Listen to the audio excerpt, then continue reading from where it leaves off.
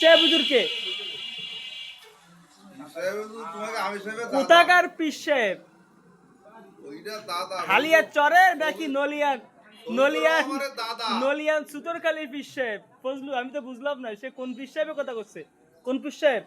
জর্দা পীর সাহেব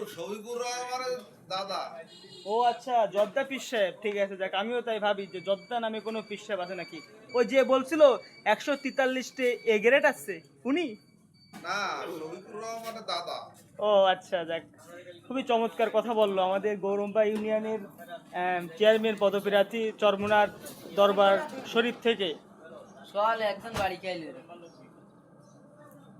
চেয়ারম্যান সাহেব আপনি আর কিছু বলবেন আর কিছু বলবো না খুঁজে সূত্রের মধ্যে জামাত খুঁজে সূত্রের মধ্যে একদম এই আমাদের চেয়ারম্যান খুবই আকারে সফল মানে চেয়ারম্যান আমরা চেয়ারম্যান তাকে বলি কোন কারণে কারণ সে প্রচুর ভোট পাইছিল এই কারণে আমরা তাকে চেয়ারম্যান বলি সারা বাংলাদেশ মিলে 3 ভোট পেয়েছে আমাদের চেয়ারম্যান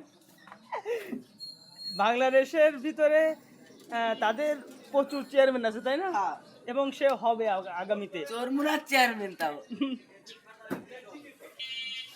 আমরা চাই এই গৌরম্বা ইউনিয়নে এসে শাসন করুক ভোট যেই কয়টা পাক বা না পাক